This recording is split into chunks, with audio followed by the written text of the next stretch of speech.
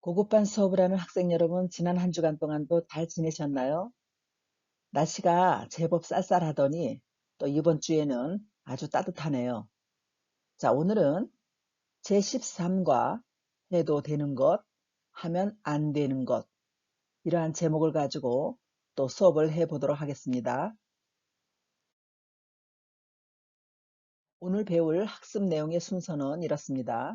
첫 번째, 문화에 관한 어휘 배우기. 두 번째, 문법. 세 번째, 대화. 네 번째, 읽기와 쓰기. 마지막으로 문제풀이로 하면서 동영상 수업을 마치도록 하겠습니다. 문화에 관한 어휘를 먼저 배워보도록 하겠습니다. 자, 문화. 문화란 무엇일까요? 사회 공동체가 일정한 목적 또는 생활 이상을 실현하기 위하여 만들고 익히고 공유하고 전달하는 물질적, 정신적 활동이라고 정의할 수 있겠는데요. 한국 문화를 체험한다든가 또한 문화를 서로 공유한다든가 문화를 서로 익혀서 각 나라의 문화의 특성을 배우는 것을 오늘 시간에는 배워보도록 하겠습니다. 먼저 예절에 관한 어휘를 행동과 차이로 나누어서 11개의 단어를 먼저 배워보도록 하겠습니다. 첫 번째, 만지다. 어떤 곳에 손을 대어 움직이다. 자, 여러분 사진을 보세요. 지금 핸드폰을 손으로 만지다. 네, 똑까 하는 거죠. 엄마가 아이의 손을 만지다. 계속해서 단어를 배워보도록 하겠습니다. 떠들다. 여러분 너무나 잘 아는 단어죠. 수업 시간에 시끄럽게 하게 되면 야, 떠들지 마라. 조용히 해. 이런 말 선생님들이 자주 하시죠. 큰 소리로 시끄럽게 말하다. 큰 소리로 떠들지 마세요. 조용히 해요. 자, 이럴 때에 떠들다라는 단어를 사용하게 됩니다. 악수하다. 자, 친한 사람을 만나게 되면 손을 내밀고 악수를 하죠. 요즘에는 이 코로나 때문에 악수를 하지 않고 팔꿈치를 대는 또 주먹으로 서로가 이렇게 터치하는 그런 인사를 하고 있습니다. 인사, 감사, 화해 등의 뜻으로 두 사람이 각자 한 손을 내밀어 마주 잡다. 이런 뜻을 가진 것이 악수하다입니다. 그래서 반갑게 악수하거나 친구와 악수하다 이럴 때 사용합니다. 코를 풀다. 감기에 걸려 코를 풀었어요. 자, 감기에 걸리게 되면 코를 자주 풀게 되죠. 머리를 숙이다. 머리를 숙여 인사하다. 우리나라에서는 어른을 만나거나 아니면은 남에게 정중한 어떤 표현을 할 때 인사를 하게 될 때 머리를 숙입니다. 심한 경우에는 90도 정도를 숙여서 인사를 하기도 합니다. 재채기를 하다. 우리가 흔히 할 수 있는 그런 행동이죠. 고추를 먹었는데 매워서 재채기를 했어요. 또 먼지 같은 것이 코에 들어갈 경우에도 재채기를 합니다. 팔꿈치를 대다.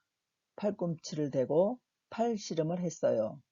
요즘에는 팔꿈치를 대고 인사를 하기도 하죠. 자, 이번에는 차이에 대한 것을 배워보도록 하겠습니다. 동양과 서양에는 이렇게 음식 문화도 차이가 있죠. 동양과 서양의 문화 차이는 음식 문화도 달라요. 자, 우리는 주로 수저와 젓가락을 사용하는데 외국에서는 포크와 나이프, 칼을 사용하기도 합니다. 자, 예절에 관한 어휘에서도 여러 가지 차이를 우리가 알 수 있는데요. 한국 사람들은 인사를 할 때에 손을 가지런히 앞으로 모으고 고개를 숙여서 인사를 합니다. 그런데 마오리어족은 서로 코를 부비면서 인사를 합니다.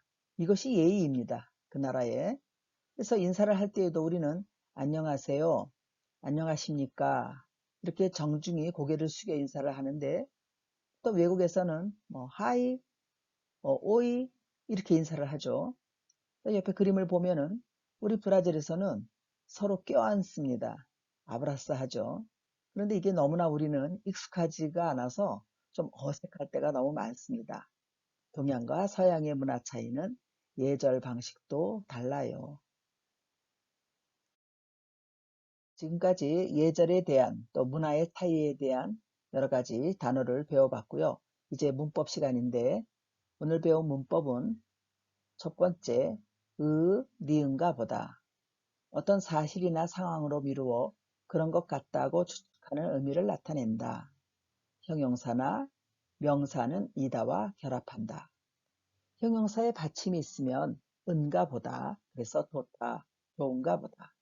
받침이 없거나 리을 받침, 그러니까 불규칙이죠. 그럴 때는 니은을 바로 써서 니은가 보다. 그래서 예쁘다, 예쁜가 보다. 먼가 보다는 멀다에 리을이 떨어져 나가고 먼가 보다 이렇게 됐죠. 명사는 인가 보다를 사용합니다. 그래서 학생, 학생이 명사이니까 학생인가 보다. 그런데 예외가 있습니다. 자, 춥다라는 이런 형용사는 비읍이 떨어져 나가고 대신에 불규칙이기 때문에 추운가 봐요 해서 인가 보다, 니은가 보다, 은가 보다를 사용하지 않고 운가 보다를 사용합니다. 그래서 추운가 봐요. 이렇게 바꿀 수 있습니다. 맵다도 마찬가지죠. 매운가 봐요. 예문을 통해서 자세히 또 알아보도록 하겠습니다. 로라는 예의가 바른 어린이인가 봐요. 항상 인사를 잘해요. 자, 어떤 상황인가요? 인사를 잘하는 모습을 보면서 추측하는 거예요. 뭐라고? 아, 로라는 예의가 바른가 보다. 이렇게 추측해서 말할 때에 인가 봐요를 사용합니다. 수빈이가 많이 아픈가 봐요. 오늘 학교에 안 왔어요. 학교에 안 왔다는 사실을 가지고 아프다라고 추측을 한 거예요. 이럴 때 아프다에 아픈가 봐요. 요즘 바쁜가 봐요. 왜 어제 파티에 안 왔어요? 네, 어제 할머니 생신이어서 할머니 댁에 갔어요. 이럴 때도 바쁘다를 바쁜가 봐요. 이렇게 바꾸어 사용할 수 있습니다. 이번에는 문법 니은가 보다를 사용해서 이야기해 보도록 하겠습니다. 자, 어떤 상황인가? 드라마에서 고개를 숙여 인사하는 것을 봤다. 추측을 하는 거죠. 인사하는 것을 보니까 한국에서는 고개를 숙여 인사하는 것이 예의이다. 자, 이 두 문장을 하나로 만들어 보겠습니다. 한국에서는 고개를 숙여 인사하는 것이 예의인가 봐요. 드라마에서 고개를 숙여 인사하는 것을 봤어요. 예의이다를 예의인가 봐요. 이렇게 바꾼 것입니다. 이제는 여러분들이 주어진 문장을 가지고 위에 보기와 같이 한 문장으로 만드는 연습을 해보도록 하겠습니다. 자, 상황은 창밖에 바람이 많이 부는 상황. 자, 그러면 어떻게 추측을 할 수 있을까요? 아, 날씨가 춥다. 이 문장을 사용해서 만들어 보겠습니다. 날씨가 많이 추운가 봐요. 창밖에 바람이 많이 불어요. 이렇게 이야기할 수 있겠습니다. 계속해서 두 번째, 알렉스와 유진이 친하다. 상황, 주말마다 같이 축구하는 것을 봤다. 축구하는 모습을 보면서 어떻게 추측하는 걸까요? 알렉스와 유진이 친한가 보다. 자, 문장을 만들까요? 알렉스와 유진이가 친한가 봐요. 주말마다 같이 축구하는 걸 봤어요. 자, 여러분들도 선생님하고 똑같이 이렇게 만들었나요? 계속해서 세 번째 문장. 자, 어떤 상황인가요? 멀리 있는 것도 잘 본다. 추측, 시력이 좋다. 시력이 좋은가 봐요. 멀리 있는 것도 잘 봐요. 좋다를 은가 봐요를 사용한 거죠. 네 번째, 우리 학교 학생이다. 우리 학교에서 본 적이 있다. 자, 우리 학교에서 보았기 때문에 당연히 우리 학교 학생이라고 추측하는 거죠. 문장을 만들어 볼게요. 우리 학교 학생인가 봐요. 우리 학교에서 본 적이 있어요. 자, 여기에서는 학생이 명사이기 때문에 인가 봐요를 사용했습니다. 두 번째 문법 시간입니다. 다가 보면 어떤 행위를 지속적으로 한다는 조건 하에 새로운 사실을 깨닫거나 새로운 상태가 됨을 나타낸다. 좀 설명이 조금 어렵죠? 어떤 행위를 지속적으로 한다는 것은 뭐냐? 계속해서 그 행동을 하면 그런 조건이 되는 거죠. 그 다음에는 어떻게 된다는 거예요? 새로운 사실을 알게 되거나 또 새로운 상태로 변하게 된다라고 설명할 수 있겠습니다. 동사에 받침이 있거나 받침이 없거나 상관없이 다, 가, 보면을 사용합니다. 그래서 하다는 하다가 보면, 지내다는 지내다가 보면, 이 가자는 사용하지 않는다 하더라도 상관이 없습니다. 그래서 하다 보면, 지내다 보면 이렇게 해도 동일한 의미를 가지고 있겠습니다. 예문을 통해서 좀 더 자세히 알아볼게요.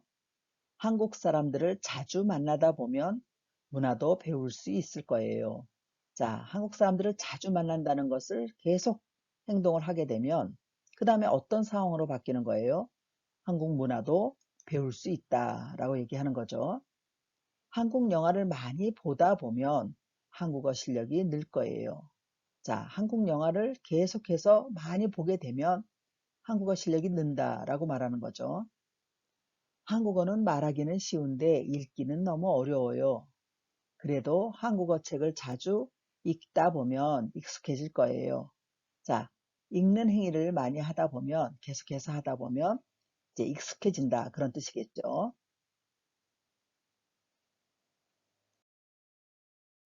다가 보면을 사용해서 문법을 연습해 보도록 하겠습니다. 자, 보기를 볼까요? 어떻게 하면 한국말을 잘할 수 있을까요? 한국어를 꾸준히 공부하다 보면 한국말을 잘하게 될 거예요. 이렇게 문장을 만들어 보겠습니다. 첫 번째, 매일 복습을, 자, 뒤에 하다라는 단어를 주어줬으니까 이 하다를 이용해서 문장을 만들면 되겠습니다.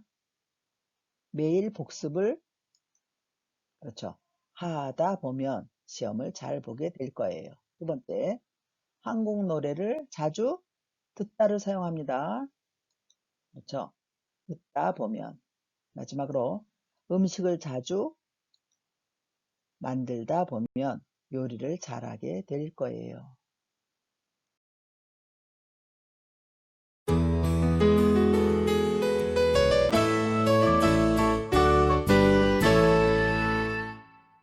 (13과) 해도 되는 것, 하면 안 되는 것.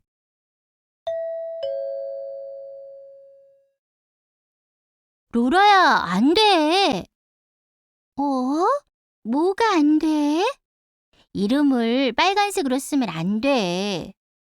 무슨 소리야? 한국에서는 이름을 빨간색으로 쓰지 않는다고 들었어.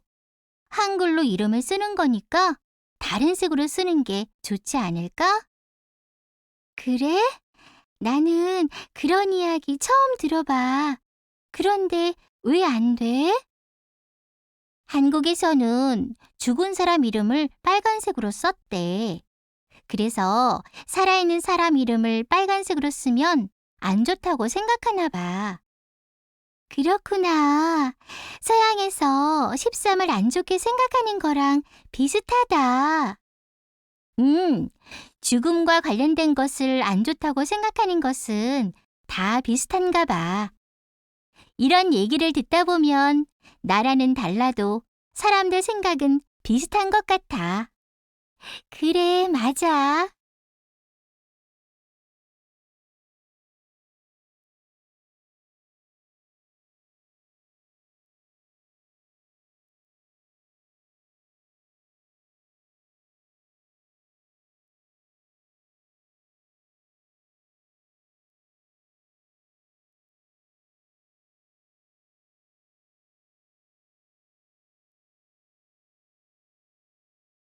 자, 여러분 대화문 잘 들으셨죠?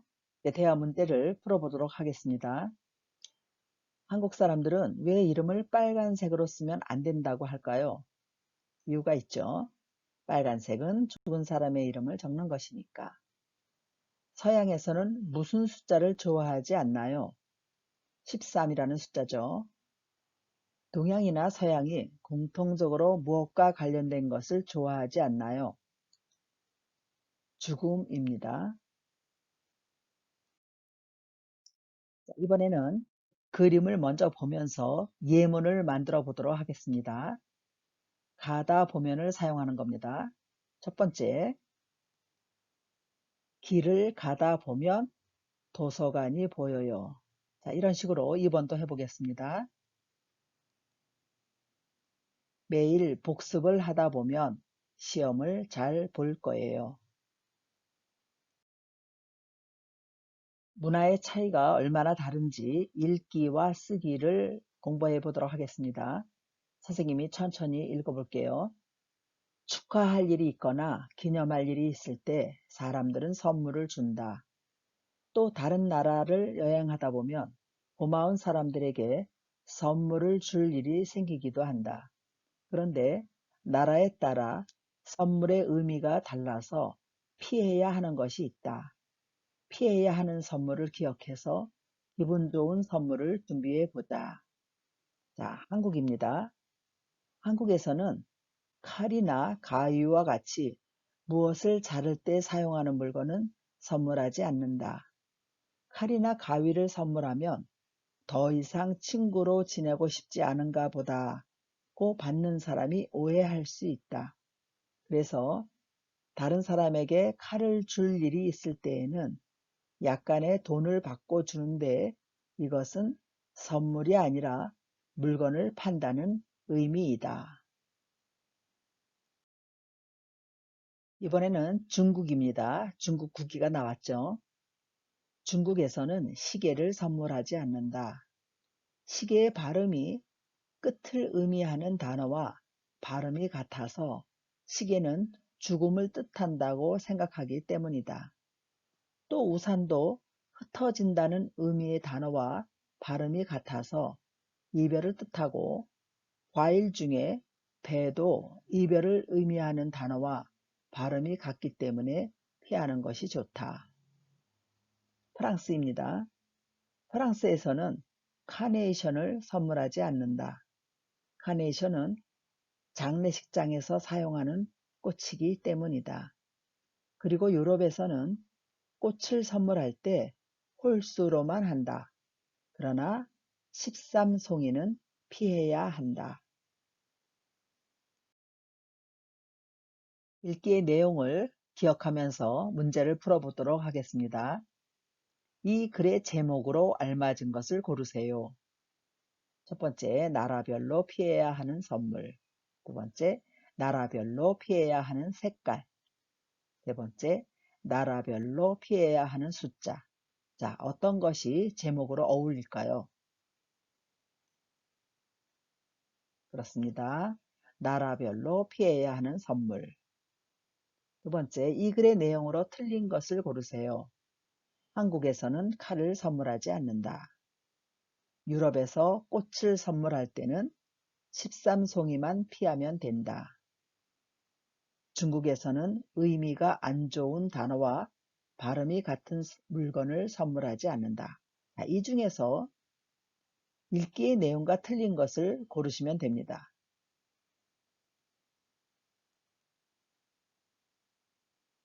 네, 3번입니다. 한국에서는 칼을 선물하지 않는다. 맞는 거죠. 유럽에서 꽃을 선물할 때는 13송이, 13송이만 피하면 된다. 맞는 겁니다. 중국에서는 의미가 안 좋은 단어와 발음이 같은 물건을 선물하지 않는다. 이것은 틀린 답입니다. 그러니까 정답은 3번입니다. 여러분 미신이라는 말 들어봤나요? 한국에서는 이런 미신이라는 것을 많이 사람들이 믿고 있어요. 자, 어떤 내용이냐 하면 첫 번째, 아침에 까치가 울면 어떻게 된다고 생각할까요? 반가운 손님이 와요. 이런 것을 믿고 있습니다. 까치가 오는 것과 반가운 손님이 오는 것은 아무런 상관이 없는 것 같은데 우리 한국 사람들은 이런 것을 굉장히 믿고 있습니다. 이런 것을 미신이라는 말로 표현할 수 있습니다. 자, 한문으로 죽는다는 뜻입니다. 뭐예요? 죽을 사자, 사자입니다. 숫자 4는 재수가 없어요. 그래서 요즘에는 아파트의 층의 번호도 4자를 빼고 5, 6, 7 이렇게 나간다고 합니다.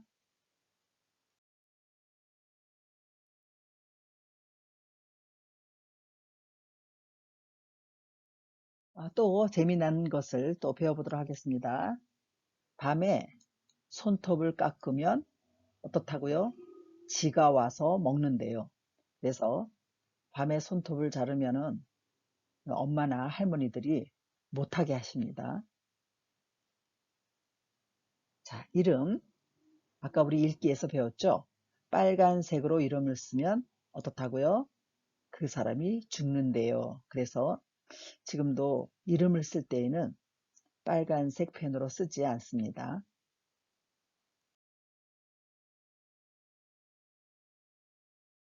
아침에 미역국을 먹으면 어떻다고요? 시험을 못 봐요. 미역이 미끄러워서 미끄러진다. 뭐 그런 뜻을 쓰는지 모르겠지만 어쨌든 한국 사람들은 여전히 시험을 보는 학생들에게 미역국을 주지 않습니다. 대신에 어떻게 해요? 엿을 주죠. 엿. 딱 붙어라. 그런 뜻이겠죠. 여자 혹은 남자친구한테 신발을 사주면 예, 차여요. 헤어진다라는 얘기죠. 그러니까는 신발을 신고 도망간다. 그런 말도 한국 사람들은 종종 합니다. 오늘 배운 학습 내용을 확인해 보도록 하겠습니다. 문화에 관한 어휘 배우기 11개의 단어를 배웠죠. 2가지의 문법도 배웠고요. 대화문을 통해서 해서는 안 될 일, 또 각 나라의 문화의 차이에 대해서 읽기와 쓰기를 통해서 배웠습니다. 문제도 풀이해 봤고요. 이제 여러분이 해야 할 일입니다. 가정학습지로 숙제하기, 동영상으로 공부하기, 온라인 수업으로 보충하기, 여러분이 해야 할 여러 가지 과제입니다. 이렇게 멋진 그림이 나온 걸 보니까 수업이 끝이 난 것 같아요. 자, 지금 밖으로 나갈 수는 없지만 이렇게 멋진 그림을 보니까 마음이 좀 후련해지는 것 같습니다. 여러분들도 건강하게 한 주간 잘 지내시기 바랍니다. 오늘의 수업은 끝났습니다.